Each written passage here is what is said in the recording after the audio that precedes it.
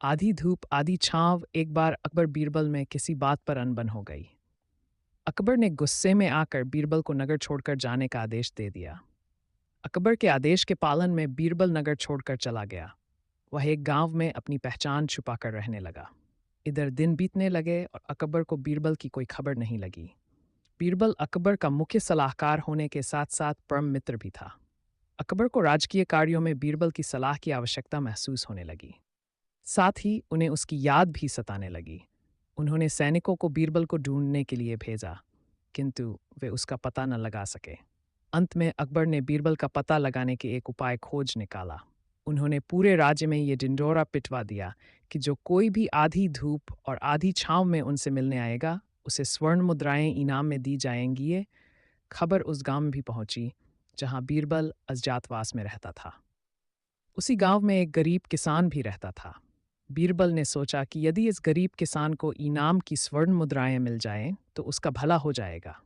उसने किसान को अपने सिर पर एक चारपाई रखकर अकबर के पास जाने के लिए कहा। गरीब किसान ने वैसा ही किया। सैनिकों ने जब उस किसान को भरी दोपहरी में अपने सिर पर चारपाई रखकर राजमहल की ओर आते देखा तो अकबर को इस बात की सूचना दी। अकबर ने किसान को अपने पास बुलवाया।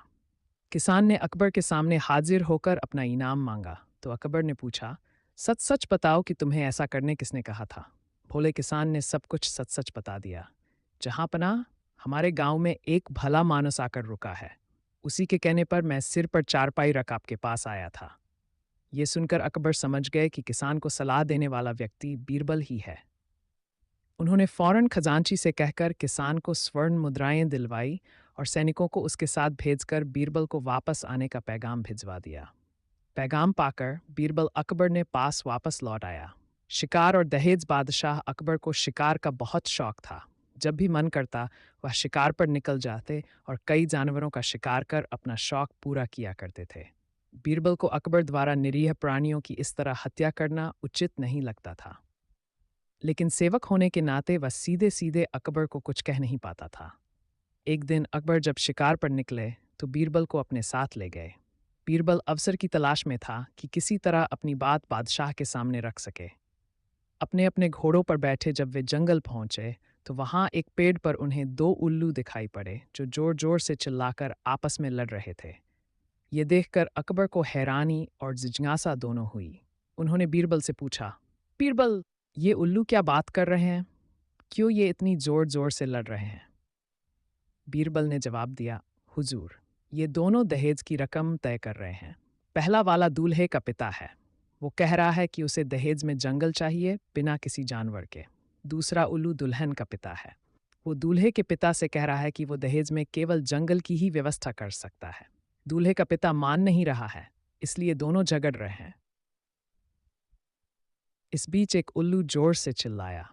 अकबर ने बीरबल से पूछा, अब ये क्या कह रहा है? बीरबल बोला, हुजूर, अब ये दूल्हे के पिता से ये कह रहा है कि यदि तुम जामाह इंतजार करो तो मैं तुम्हें जंगल बिना किसी जानवर के दे दूंगा। अकबर को समझ आ गया कि बीरबल क्या कहना चाहता है। बीरबल अकबर को समझाना चाहा था कि इस तरह जानवरों का शिकार मत करो। अगर यूं ही जानवर मारे जाते रहे तो जंगलों में जानवर बचेंगे ही नहीं। बुद्धि से भरा घड़ा एक बार किसी बात पर अकबर बीरबल से नाराज हो गए और उन्होंने बीरबल को राज्य छोड़कर कहीं दूर चले जाने का आदेश दे दिया।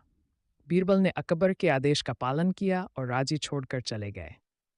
कुछ समय बीतने के बाद अकबर को बीरबल की याद आने लगी। कई महत्वपूर्ण मुद्दों पर बीरबल का मशवरा अकबर को निर्णय लेने में मदद करता था। इसलिए बीरबल के बिना निर्णय लेने में अकबर को असुविधा होने लगी। आखिरकार उन्होंने अपने सैनिकों को बीरबल को ढूंढने के लिए भेजा। सैनिकों के कई गांव में बीरबल को ढूंढने का प्रयास किया, लेकिन बीरबल नहीं मिले। कई जगहों पर पूछताछ करने के बाद भी बीरबल का पता ठिकाना नहीं मिल सका और अकबर के पास सैनिक बैरंग लौट आए। अकबर किसी भी सूरत में बीरबल को वापस लाना चाहते थे। इसके लिए उन्होंने एक युक्ति सोची।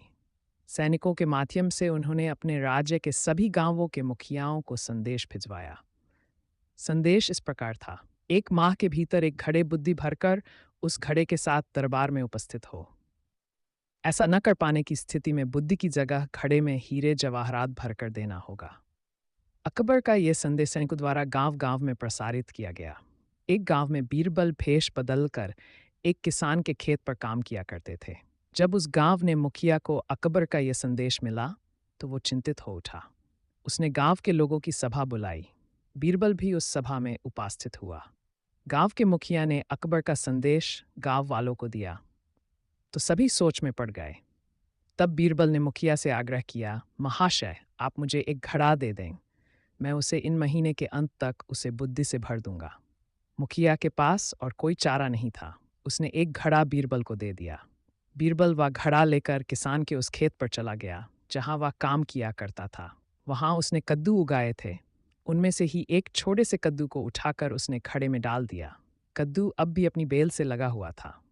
बीरबल उस कद्दू को नियमित रूप से खाद पानी देने लगा और उसकी अच्छी तरह से देखभाल करने लगा, जिससे धीरे धीरे कद्दू बढ़ने लगा।